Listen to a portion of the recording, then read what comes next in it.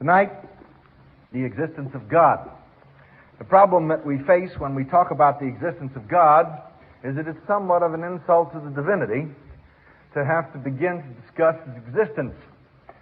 In fact, I think it was Soren Kierkegaard, the great theologian philosopher, who said that it is extremely dangerous to discuss in the presence of God His existence, simply because he takes an extremely dim view of it as recorded in Holy Scripture.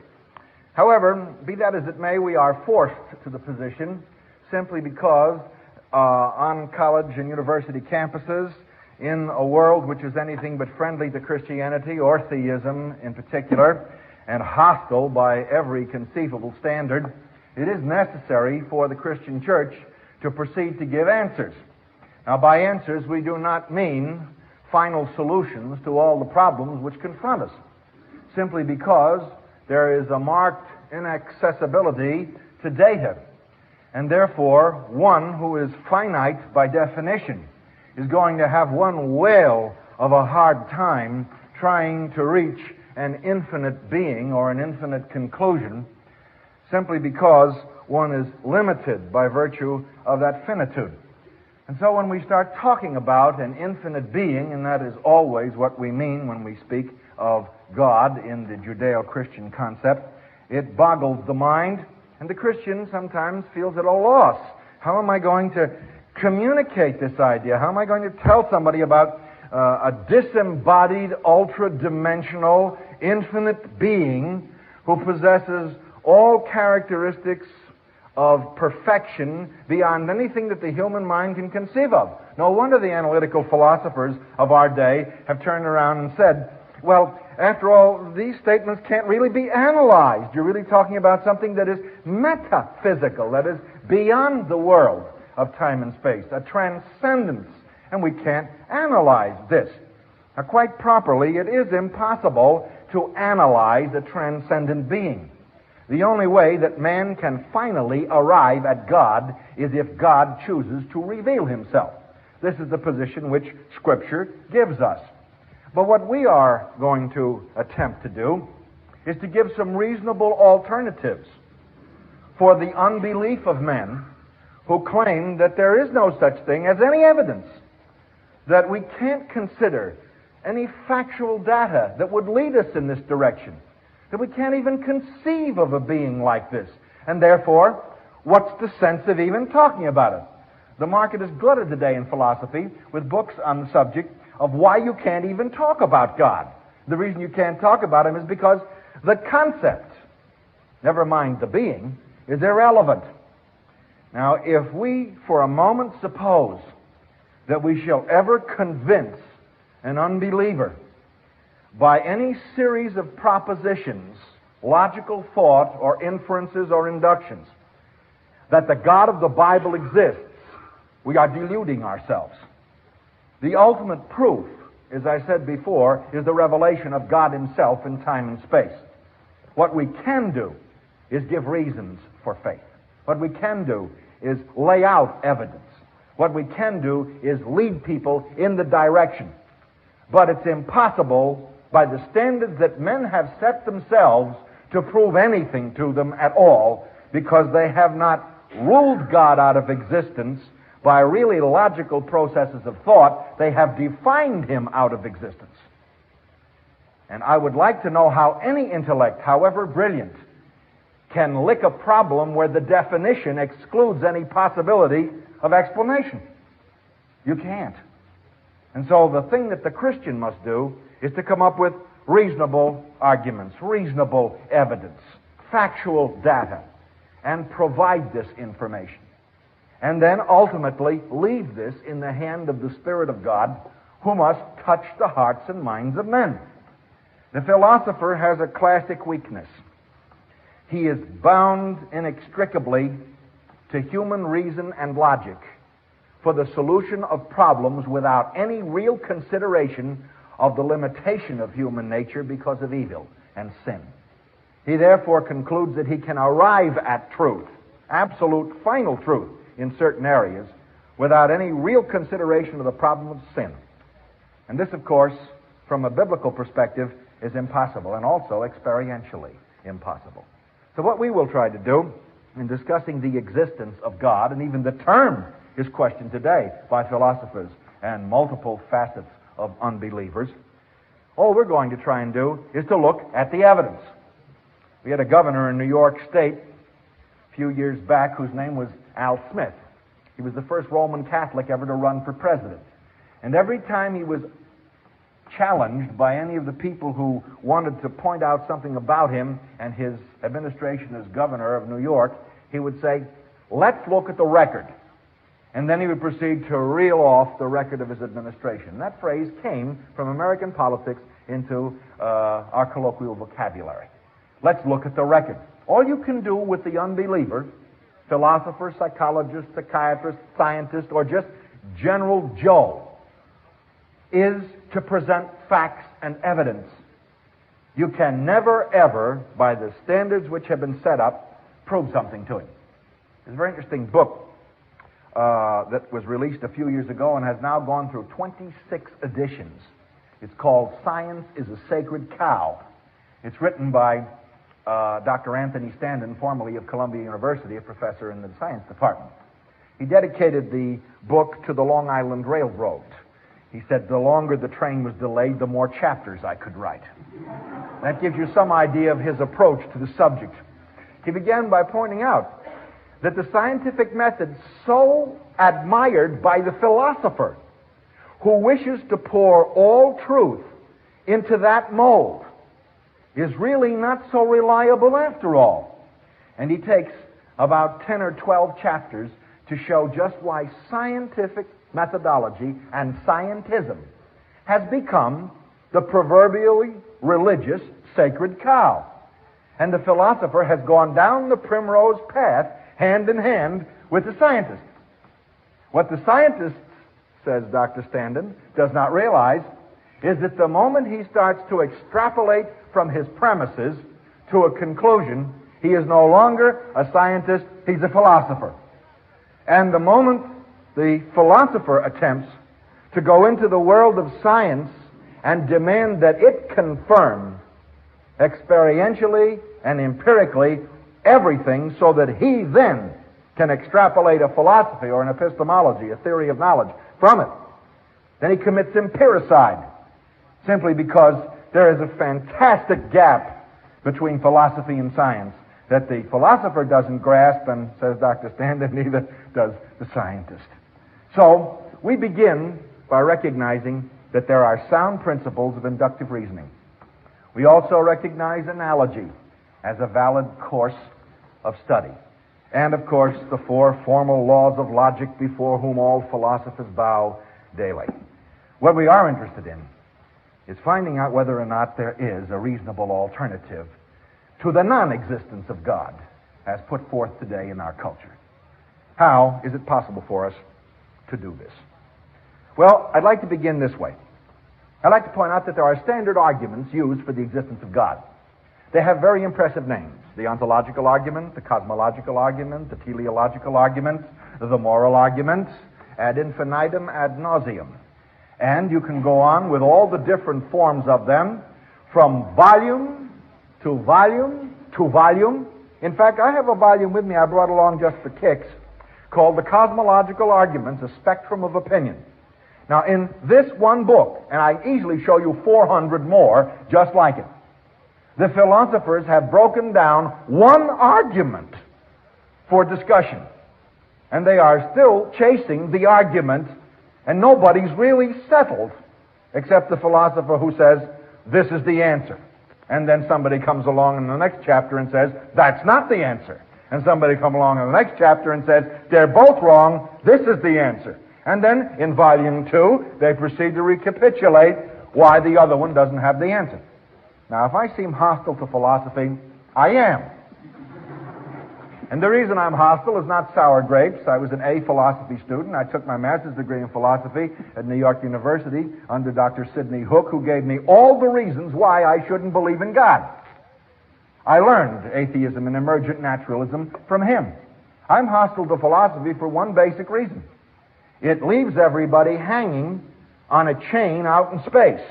The chain has no beginning and the chain has no end, and you're somewhere hung in the middle. The philosopher really doesn't care. He's only interested in the particular link in the chain, which is his philosophy. Now, if you don't think that's true, simply go and analyze the whole history of philosophy from Anaximander and Anaxagoras all the way through to the present day. And you will find that they all consistently, in each school, recapitulate and then refute each other. No wonder that Tertullian, the great church father and philosopher, said, there will never be, there can never be any agreement between Athens and Jerusalem. Athens is the worship of human reason, and Jerusalem, the worship of divine wisdom. You can have no agreement between these two. God inevitably must triumph in his own creation. Otherwise, there's just no sense, no purpose, no meaning to anything. And that's where Jean-Paul Sartre leaves us, in No Exit. That's where Albert Camus leaves us in his writings. The utter depravity, the utter darkness, the utter meaninglessness and purposelessness of mankind and nature. And Bertrand Russell, looking back over his life at the age of 92, said, I see only bleakness and darkness and despair. Why? He began raised in a Christian home and then proceeded to abandon some good sound reasoning, I might add, and come to an agnosticism which left him at the end in utter despair. Now, this does not mean that there is not something good in contemporary philosophy or historic philosophy. It doesn't mean that we can't learn something. It means that we must look at it in the proper perspective of God. And the proper perspective of God is Colossians chapter 2. Beware lest anybody ruin you through philosophy, through empty deceit and after the rudiments and basic elements of this world, and not after Christ. For in him dwells all the fullness of God in flesh. It's a marvelous statement. For in him dwells all the fullness, pleroma, theotetos, somatikos, all that God can mean in flesh. That is incarnate wisdom. So, we have a very definite position. We make absolutely no apology for it. Christianity begins with Summa Theologica and Summa Philosophia. The supreme theology, God was manifest in the flesh. Summa Philosophia. God has revealed his wisdom to man, not that man may love his own mind, but the mind and being of God. Now, we have a position. Please don't go around apologizing for the fact that we're theists. That's what we are.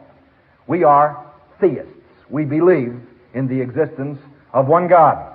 And we believe in an eternal, disembodied, ultra-dimensional being, creator and sustainer of the universe, and Savior of the world in Jesus Christ. We have a very definite position. You know, when Christians go to lecture sometimes, as sometimes I have the opportunity to do, in hostile philosophy departments, they have a tendency to go in almost apologetically, as if philosophy had refuted Christianity. And this is utterly absurd. Philosophy has succeeded magnificently, almost majestically, in refuting itself.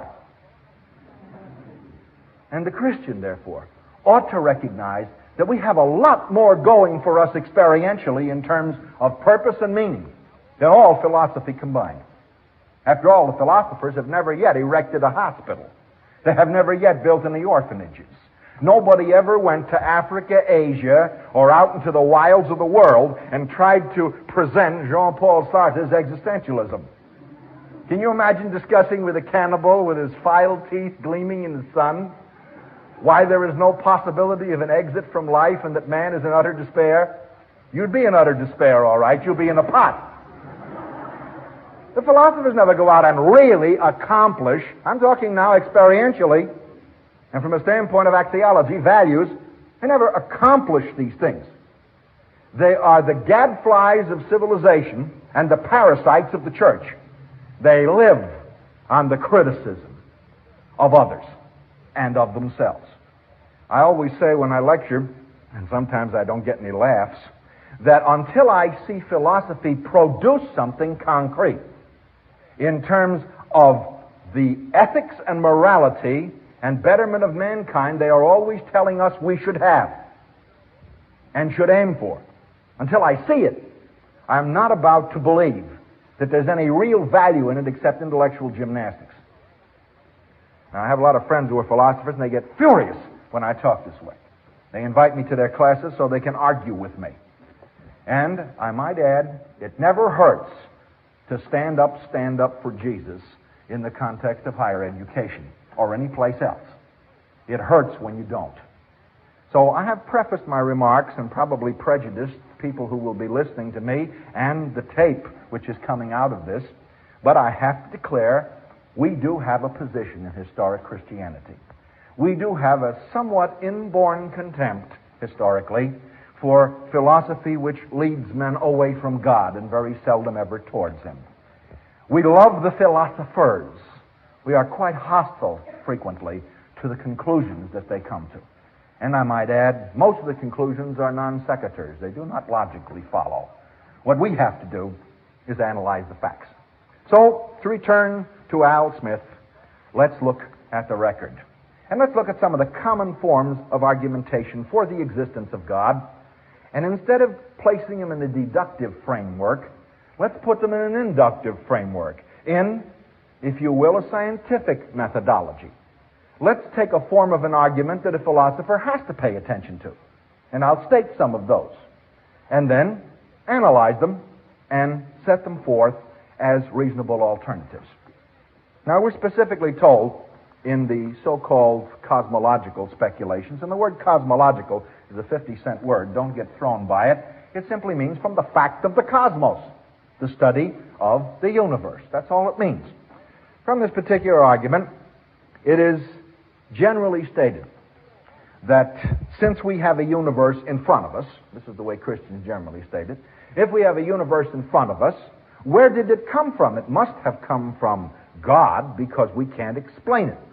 Now, the philosopher loves that. The unbeliever loves that, because then he can lead you off into contingency arguments, into infinite regression, and by the time you get finished an hour or two afterwards, you not only won't know what you believe anymore, you won't even know what the question was you asked.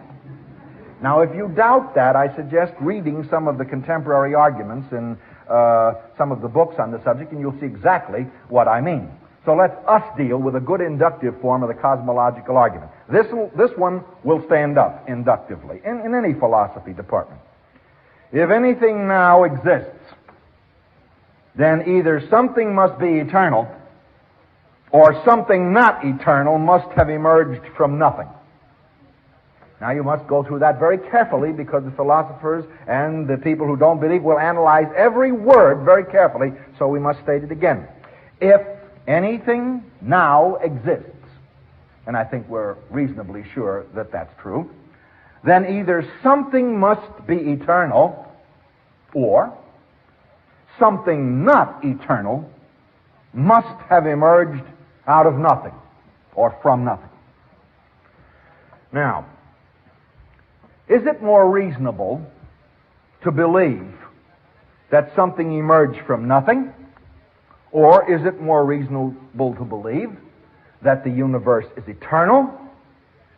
Is it more reasonable to believe that the universe is illusory?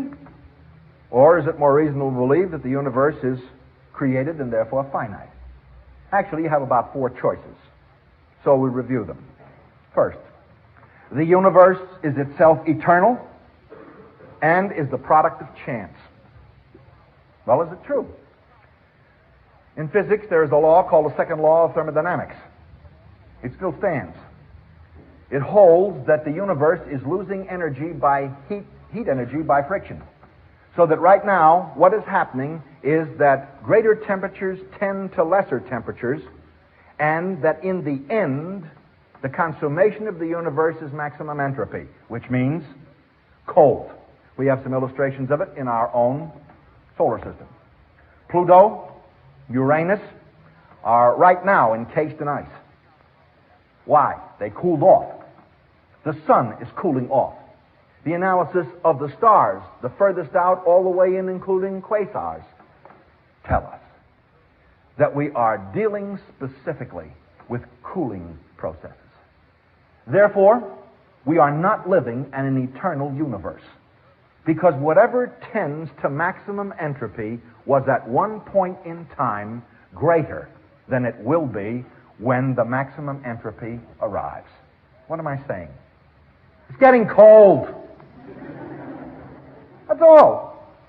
Sounds very philosophical and very erudite when it's read and propounded page after page. What does it really mean? We're running out of energy.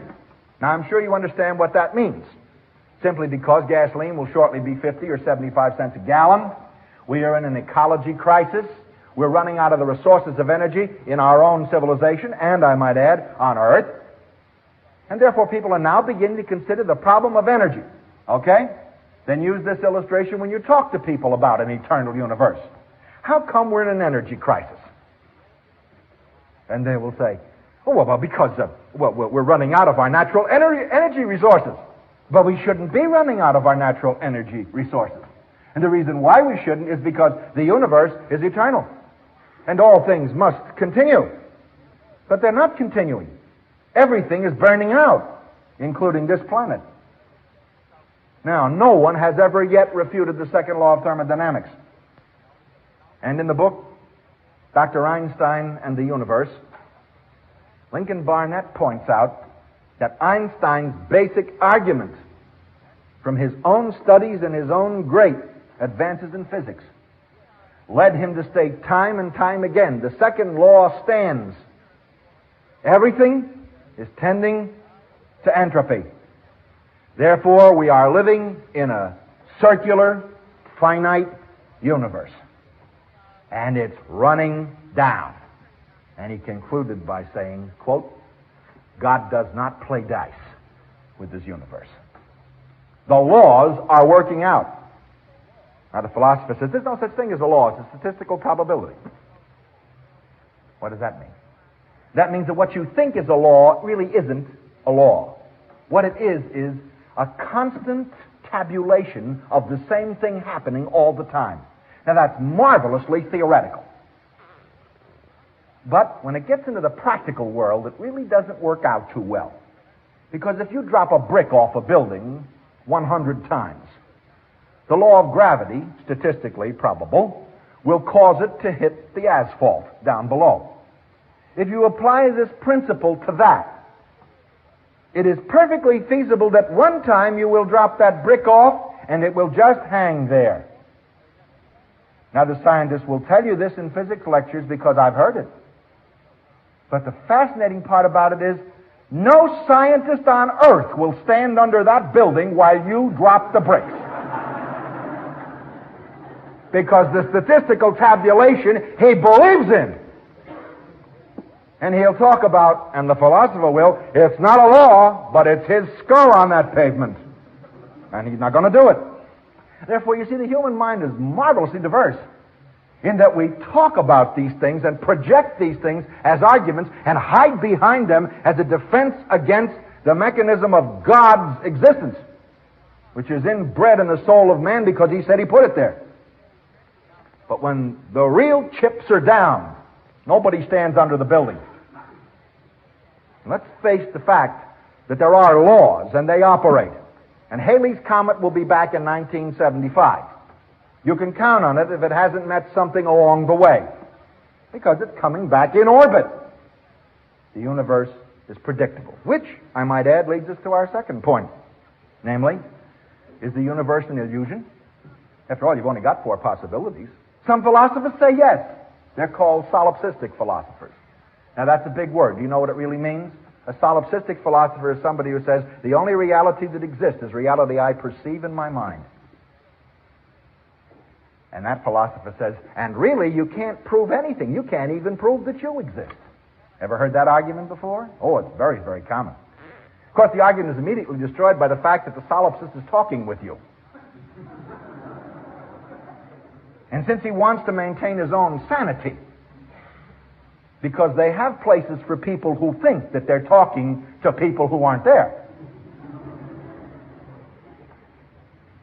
He has a very weak philosophical argument. The best statement of it was Stace's argument from Princeton, but even that argument was very, very weak because in the final analysis, a solipsist has great difficulty navigating across a New York City street, particularly the way the taxi drivers drive, if he believes that all reality he alone perceives, because it just may run into one of those drivers who doesn't perceive the same reality, namely him.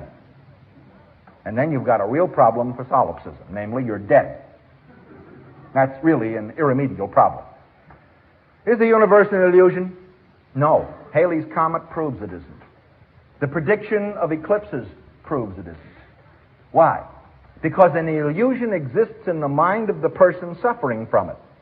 But once I can predict and can correlate this prediction from the minds of others observing the same phenomena, I know it's no longer an illusion. It's correlative truth. And it is statistically verifiable. The universe is not an illusion. Oh, sure, there are galaxies that burned out millions of years ago. I don't know anything about them. In fact, the nearest galaxy to us, if it blew up tomorrow morning, the light from that galaxy traveling to us would take 2 million years to get here at a speed of 186,000 miles per second. That's pretty far out. Well, that indicates that it's possible for us to be looking up at galaxies and think they're there, but they're not. One of the pet arguments of the illusionist. Very true. It could very well be.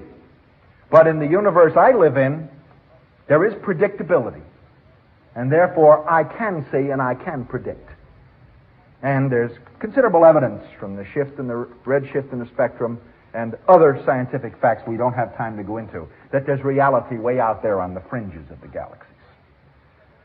So the universe is not eternal because it's running down, as the old statement goes. The universe is certainly not illusory because we can predict. Is indeed the universe now something which arose spontaneously out of nothing? And we're back to our basic premise again. If anything now exists, then either something must be eternal or something not eternal must have emerged from nothing. All right. It's the first principle of physics that from nothing, nothing derives. So if you're going to argue for a spontaneous emergence of multiple forms of energy and matter in constant interchange in vast quantity, and you are going to say that this emerged from absolute vacuum, from nothing, you are at the juncture of having to affirm more faith in an irrationality than in the belief of an intelligent being who created the laws that govern what we can observe. Now, if the Christian thinks for a moment, the Christian knows that the average mind is not going to buy the universe out of nothing, because everybody recognizes the fallacy instantly. From nothing, nothing emerges. Now, I know there are philosophers, and this may come as a shock to you, and even astronomers, who have said with a straight face that from nothing, nothing comes is not necessarily true. One of them was Fred Hoyle, who set forth the steady state theory, that the universe was always exchanging energy and converting it from energy to matter and back again. Therefore, the universe was eternal. However, his theory was disproved a few years ago by his own colleagues, and then he wrote another paper. And I read the paper, and it was fascinating, particularly a sentence in it where he said that the only possible conclusion that we can now come to in astronomy, as far as he is concerned, is that the entire universe emerged spontaneously from nothing. I read it twice because I wanted to be sure I was reading the right thing. And that's exactly what it was, so help me.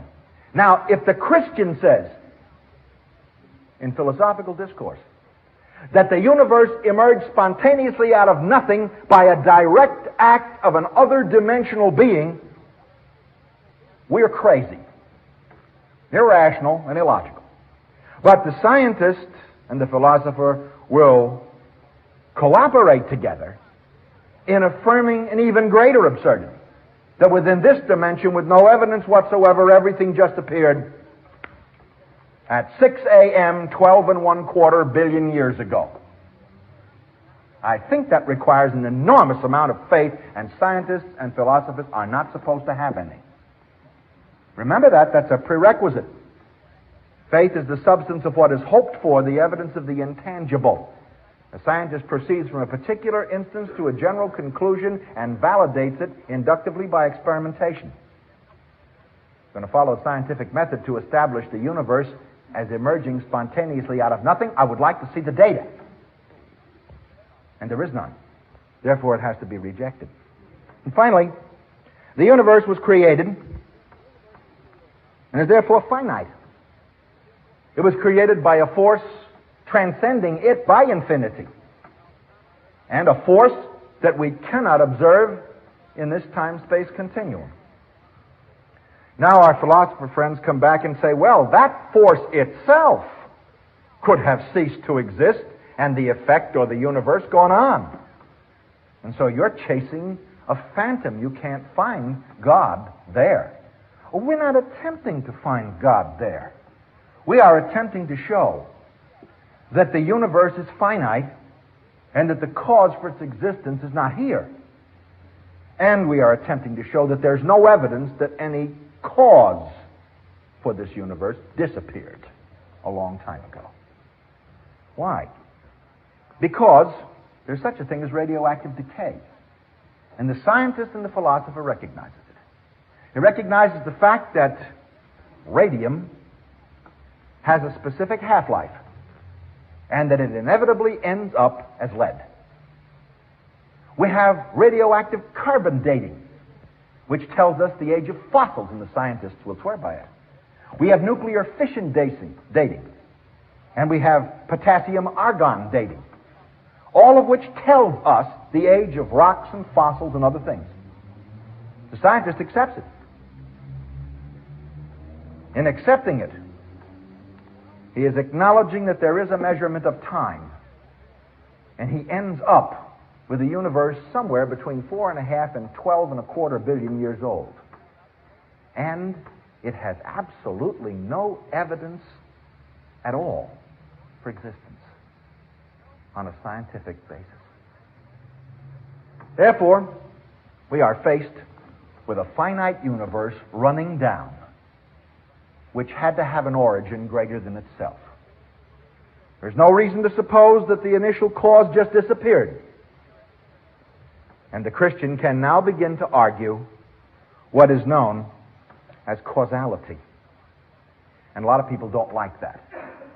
Because the moment you talk about causality, the philosopher comes back and says, the minute you talk about cause and effect, you have to start arguing back and back and back and back and back, and even God ends up as an effect. Or perhaps as a cause caused by something else. Another way of stating it. How does a Christian deal with this? Well, a Christian can deal with cosmology by pointing out very simply that the God of biblical theology is the most reasonable option of the four possibilities. We haven't proved God's existence. We have disproved the affirmations of the unbelieving philosopher and scientist that this is the way it was done. And we have arrived at a more reasonable explanation, which is perfectly in accord with what we find in Holy Scripture. Therefore, what we are saying is what we believe is more reasonable and more rational, and in the end, more scientific and logical than what you believe. And on your own grounds, we affirm it. Let's go a step further. Is there such a thing as cause and effect? Yes, there is. And we can see it all about us. Let me state causality in an inductive form. Christians don't generally do it this way, but we ought to, because it's a good statement. In causality, if there now does exist a chain of causality, then either it is itself eternal as a chain, or it originated in an eternal potential cause, or it originated from nothing. I'm restating Thomas Aquinas, inductively, not deductively. What does it boil down to in common everyday language? It means that every effect has a cause. And if you start regressing from you to your parents, and if you start regressing from Earth back into the solar system, eventually you end up, the best scientists tell us, with grandmommy and granddaddy hydrogen atom. Now, nobody knows where they came from, but they were there. George Gamow points out in the Big Bang Theory that this gigantic explosion brought the universe into existence. And nobody knows where the atoms came from, but they exploded. And this is what brought the universe to what we see today. Now, let's ask ourselves the question, what do you think of a chain that is suspended between Earth and Moon? The chain is not anchored to Earth, nor is it anchored to Moon. It's simply a chain. And it has no beginning, and it has no end. It just simply hangs there. If you were to see a phenomenon like that through the telescope, I think you'd have to ask yourself a few rational questions. You know, like, what does it mean? Or further than that, if you wanted to think of it more seriously, why doesn't it connect? Or if you wanted to go back more philosophically, it doesn't have a beginning, and it doesn't have an end. All it is a link of chain hanging there. You begin to reason about that and think about it. If you were a rational being, I think.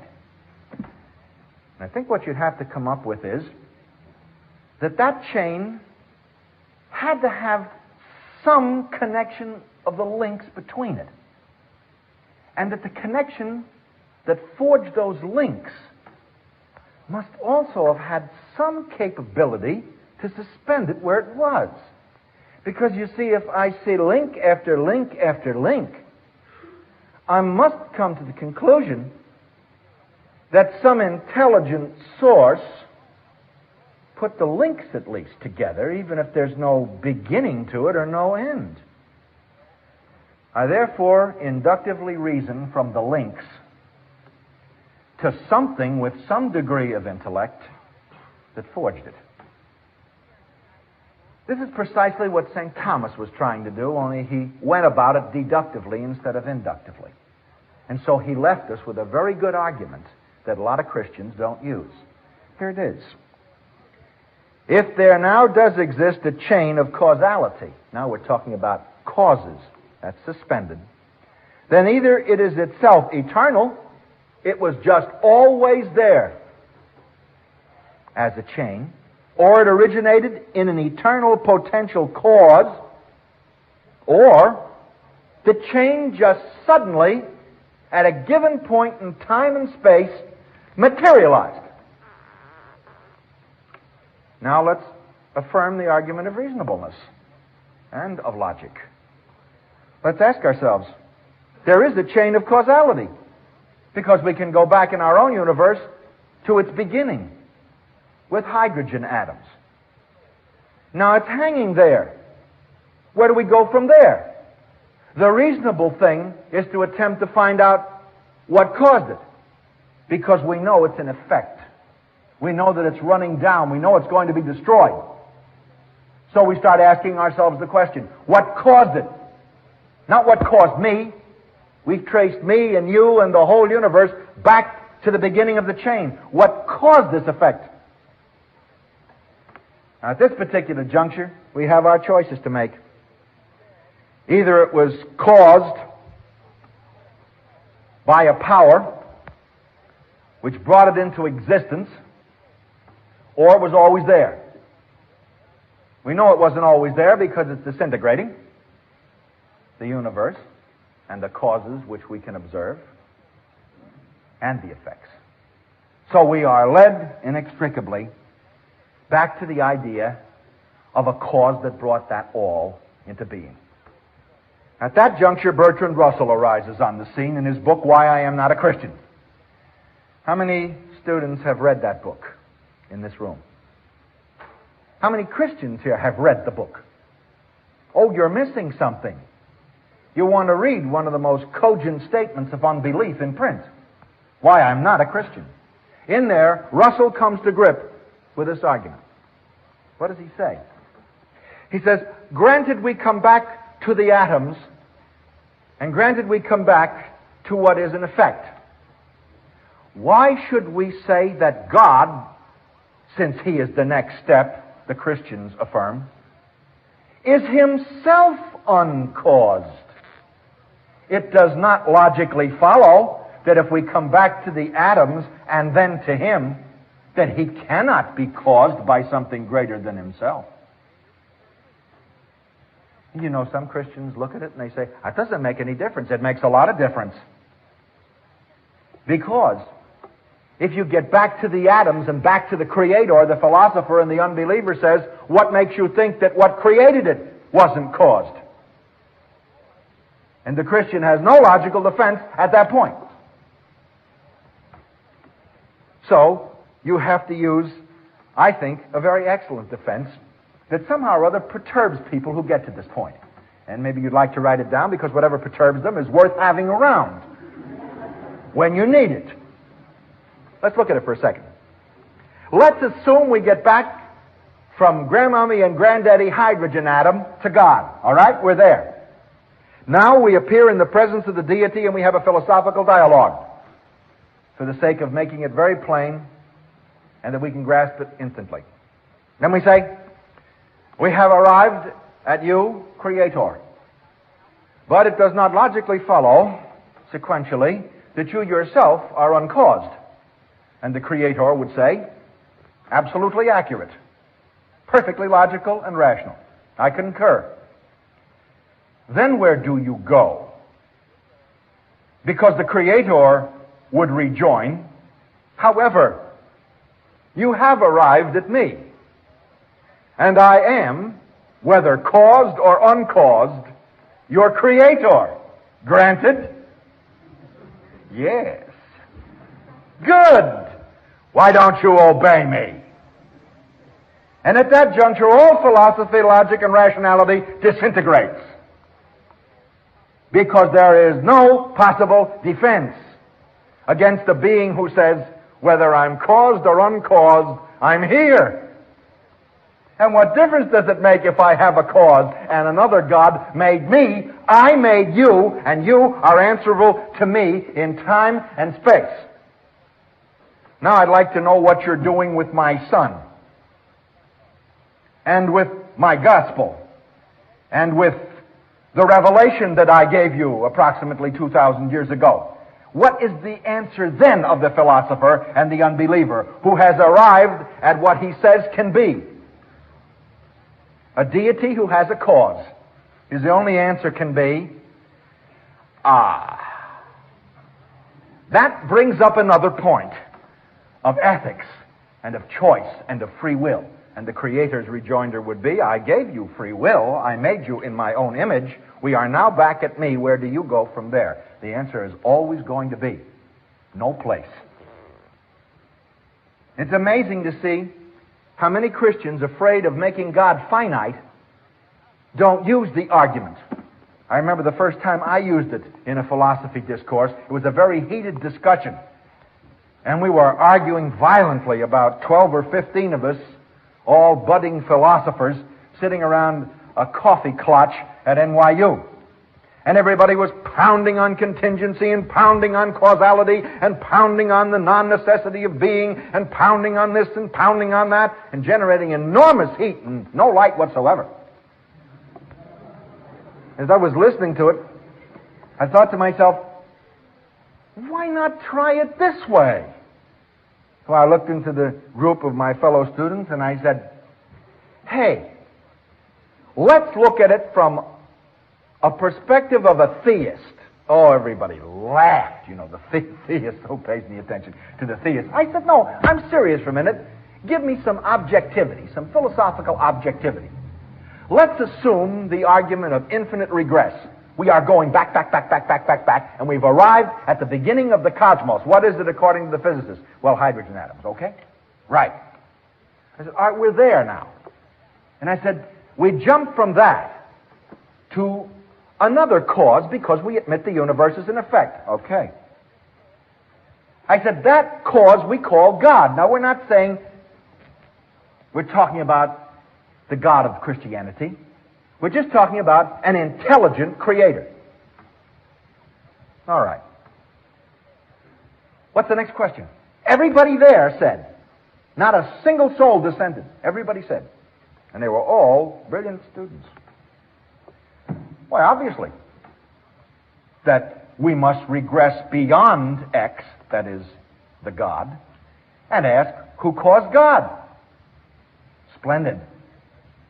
But let's stop and ask ourselves the question, once we have arrived there, what about stopping the clock for a second and having a dialogue with X?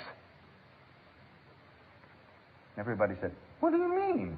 I said, it's very simple. Let's let a theistic X talk to us. And the theistic X says just what I said a few moments ago. There wasn't one single person there at the table, nor the professor that taught us, who could come up with a logical argument against it except to say they didn't believe it. Which, of course, is no logical argument whatsoever. It's simply an affirmation of one's own inner conviction. Now, that's worth thinking about. It's very much like the judge in Chicago who was faced with a group of hippies. And this was in the newspaper. And they had perpetrated some crimes and so forth, and they shook their fists at the judge and said, man, you haven't got the power from the people. It's contrary to the Constitution. You can't do that to us. We're going to appeal to the Supreme Court. And the judge answered them. He said, that's your prerogative under law. And you're right, I do not have the power of the Supreme Court. But I do have the power, as the judge sitting in this case, to decide on the merits of that case, and you who have offered a defense. And you have been convicted, and therefore I sentence you. I have enough power from the people to deal with you. Let's take the unbeliever back to that point and grant him any infinite regression he wants. The God he arrives at has enough power to deal with him. The Christian will argue, of course, for an infinite God, but he can argue from that. And reasonably and rationally. At least Edgar Brightman thought you could. And he was a fairly good philosopher, even though he had a finite God. Now, I think also, and we have to bring this to its proper perspective, we also have to look at something else that's very, very important. That is teleology. Now, I want you to take your Bibles, because this is the supreme argument, I believe, from the Bible and from experience for the existence of God. And the Christian can use this. Obviously, we're not going to exhaust all of the things we could do this evening. It usually takes me a full semester on the arguments for the existence of God and the objections of the philosophers, and we're never going to get into it. But let's primarily, when I say the philosophers, incidentally, I mean unbelieving philosophers. There are some who are believers. It's a small minority, I assure you, but they are believers. I want to draw your attention to Psalm 94, verse 9, because this is a biblical argument, and it's sound, it's logical, it'll stand, and we ought to know the form of it. Psalm 94.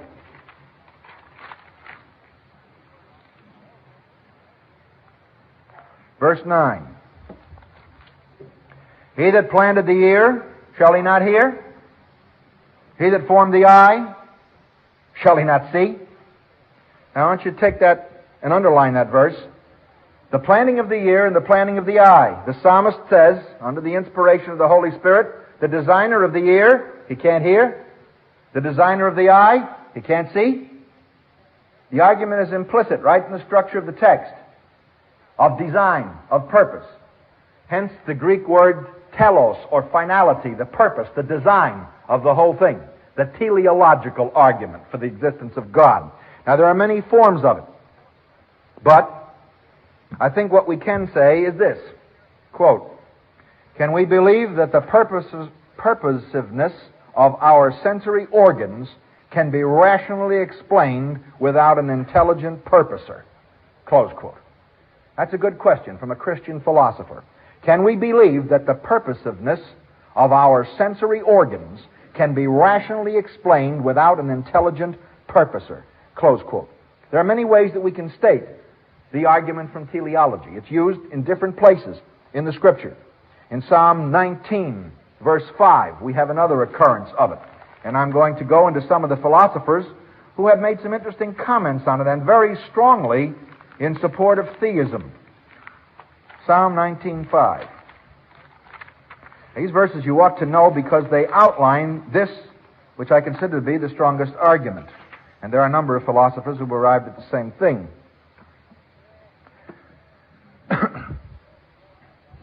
The heavens declare the glory of God, and the firmament shows his handiwork. Day unto day utters speech, and night unto night shows knowledge. There is no speech nor language where their voice is not heard. Their line is gone out throughout the earth, and their words to the end of the world. In them hath he set a tabernacle for the sun, which is as a bridegroom coming out of his chamber, and rejoicing as a strong man to run his race. His going forth is from the end of the heaven, and his circuit to the ends of it, and there is nothing hid from the heat thereof. What are we seeing here? The argument from the design of the heavens. In other words, God designed it. How can you look and see law and purpose without inevitably asking the question, even if you're not trying to prove something, asking the question, is there not a purposer in this beyond what I personally am able to control? Now, we can go further than this. Romans chapter 10, verses 17 and 18, the Apostle Paul makes reference to this very point, arguing for the power and universality of God from teleology. And again, and he was no mean philosopher himself, the argument is found in Romans chapter 1. The invisible things of him from the creation of the world are clearly perceived, understood by the things which have been made, even his eternal power and divinity. So man stands without excuse. What is it that condemns men? That the invisible things of God are seen in the purposes of creation, so that man cannot have an excuse. Now, there are a number of people that have objected through the years to the argument from teleology. You'll find a disconcerting factor in dealing with unbelieving philosophers and people who attempt to sustain their arguments. They have a habit of only quoting what passages out of other philosophers that suits their case, and they omit other ones. Point in question. David Hume, the great empirical philosopher, brilliant genius of a man who quite properly criticized deductive arguments for the existence of God and laid them to rest. And I am with him to the end. They should have been laid to rest. They simply obscured the facts. But Hume is always quoted. Always. In every philosophy course I ever took. And I've interviewed literally hundreds of people on this subject, asking them questions to satisfy my own mind. I never heard anybody in any university or college ever quote David Hume positively on teleology or on the fact of God's existence or any evidence that could support it. Never once. He's always quoted as the man who destroyed the arguments for the existence of God. I'd like you to listen to the man who destroyed the arguments for the existence of God, from something that's not found in the class notes and in the assigned readings. Natural History of Religion, David Hume. Quote, "The whole frame of nature bespeaks an intelligent author. No rational inquirer can, after serious reflection, suspend his belief a moment with regard to the primary principles of genuine theism and religion." Close quote. This comes as a shocker to a lot of people that think that Hume was trying to destroy it. In fact, in an interesting dialogue, which I took the trouble to bring along so that we might see it in its proper context, David Hume, according to the editor of these selections, made this statement. And I'm quoting now the editor of this series. "It may seem strange that defense of the teleological argument is undertaken in the following by one who apparently had little sympathy with it. However, it only emphasizes Hume's great philosophical ingenuity, for he does not shirk the task of putting the argument forcibly. The cause or causes of order in the universe probably bear some remote analogy to human intelligence." And then, listen. "The world is one vast machine, and is divisible into a network of smaller and yet comparable machines that far outstrip human comprehension. Reasonable men," he says, quoting Hume, are forced to conclude that the source of everything is a superior mind or intelligence. Close quote. Now, what interested me further was, in reading this particular synthesis of Hume, something here that I think a lot of Christians ought to be aware of, and I'll be happy to supply the references to it. It's found in the Cosmological Arguments, A Spectrum of Opinion, the chapter on David Hume, and the editor is Donald Burrill, and the publisher is a Doubleday publication from New York. I quote now, "Consider, anatomatize the human eye. Survey its structure and contrivance." This is Hume now. "And tell me from your own feeling if the idea of a contriver does not immediately flow in upon you with a force like that of a sensation. The most obvious conclusion surely is in favor of design, and it requires time, reflection, and study to summon up those frivolous though abstruse objections which support unbelief. Who can behold the male and the female of each species, the correspondence of their parts and instincts, their passions, and whole course of life, before and after generation, but must be sensible that the propagation of the species is intended by nature? Millions and millions of such instances present themselves through every part of the universe, and no language can convey a more intelligible, irresistible meaning than the curious adjustment of final cause. Whatever arguments may be urged, an orderly world, as well as a coherent, articulate speech, will still be received as an incontestable proof of design and intention." And the conclusion, Hume again speaking through Cleanthes.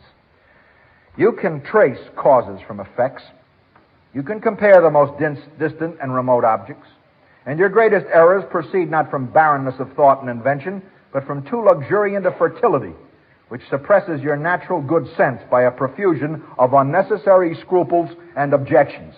And he concludes, "The order and arrangement of nature, the curious adjustment of final causes, the plain use and intention of every part and organ, all these bespeak in the clearest language an intelligent cause or author. The heavens and the earth join in the same testimony. The whole chorus of nature raises one hymn to the praises of its Creator." And then he says, speaking to the man who was arguing with him, "You start abstruse doubts, cavils, and objections. You ask me what is the cause of this cause. I don't know, and I don't care. It doesn't concern me. I have found a deity." You notice the point we returned to a moment ago? I have found a deity. And here I stop my inquiry. In other words, if you regress back to the universe and then to its cause, Hume says, I have found the deity. I don't have to go any further beyond that, because that deity is sufficient to explain all of the effects in my universe. And that's a reasonable, logical, and rational argument from design. It'll stand up. And it didn't come from a Christian. It came from a deistic, empirical philosopher who thought that it had some good common sense behind it. The man who's always quoted as saying that he was opposed to belief in the existence of God. I'm glad we can bury that criticism of Dr. Hume. I'm also glad that probably the greatest of all logicians, John Stuart Mill, was very interested in what Hume had to say. And this is what Dr. Mill ended by saying. You see, the philosophers can, on the existence of God, occasionally give us a tremendous boost. Let's listen to it. He says, the number of instances, now he's talking about the order and the general likeness and composition, and he again cites the human eye. He's going back to Hume. The number of instances is immeasurably greater than is by the principles of inductive logic required for the exclusion of a chance concurrence of independent causes. Translation: the fact of the evidence and the way it's arranged in the purpose of the human eye is far greater than can be explained by chance. What chance creates, chance destroys. It is perfectly possible, theoretically, for the universe to all have come into existence simply by being thrown together from atomic structure and arrived at where we are now, granting you have an eternal universe. But, says this philosopher, and others, the possibility of this occurring on the basis of chance does not take into consideration that the same forces which caused it to instantly coalesce will also cause it to instantly disintegrate. And from its creation till now, we've had 12.25 billion years, and the disintegration has not taken place. We do not have infinite time. We have finite time. Therefore, the argument will stand. And I think that Dr. Mill has summed it up beautifully when he says, the number of instances is immeasurably greater than is, by the principles of inductive logic, required for the exclusion of a random or a chance concurrence of independent causes, or speaking technically, for the elimination of chance. This I conceive to be, he's going on now, we are therefore warranted by the canons of induction in concluding that what brought all these elements together was some common to them all, some cause common to them all. And inasmuch as the elements agree in the single circumstance of conspiring to produce sight, there must be some connection by way of causation between the cause which brought these elements together and the fact of sight. This I conceive to be a legitimate inductive inference and the sum and substance of what induction can do for theism. Close quote. That may not mean a great deal to the average Christian, but that statement by John Stuart Mill, at whose altar almost all philosophers bow, as the greatest of logicians, leads us to theism being substantiated by what? Good, solid inference and induction. And it'll stand. This did not again come from a Christian, but from an unbeliever. Now, some people are sitting here saying, there's a lot of heavy stuff. And, man, how am I going to put all this together? Well, fortunately for you, it's all on a cassette, and you can play it over and over and over again, courtesy of One Way Library, until you've thoroughly absorbed all of this information. And then you'll be able to use it. But the point is, once you have heard it enough and listened to it enough, then it becomes part of your vocabulary of conversation with the person that has these arguments. And when that happens, you are able to communicate with them. I had a professor who once said, we are always being told that the universe came into existence by chance and is sustained by chance.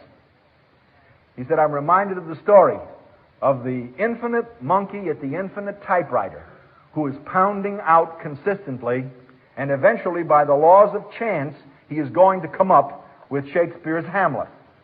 One day, into this great infinite laboratory rushes the scientist who is controlling the experiment. And he tears off the top page from the typewriter and says, I've got it! I've got it! I've got it! We're vindicated! To be or not to be, that is the Geschrugelung. If you think about it for a moment, it makes a lot of sense. What chance creates, to be or not to be, ends up in Geschrugelung. Why? Because there is no purpose and no design. You see the importance of purpose and design. We can argue from the human eye. God said so. And it turns out that God is buttressed in his opinion by no less a logician than John Stuart Mill, which I'm sure impresses all Christians and has impressed God for ages.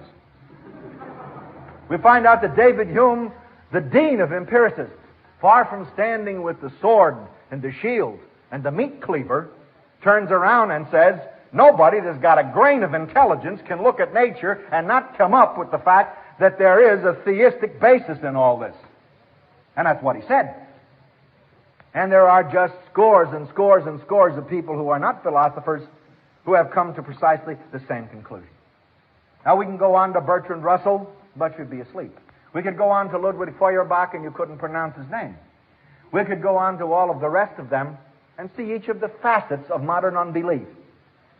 But to conclude, the Christian has a pretty sound basis for belief in a cosmological structure and argument.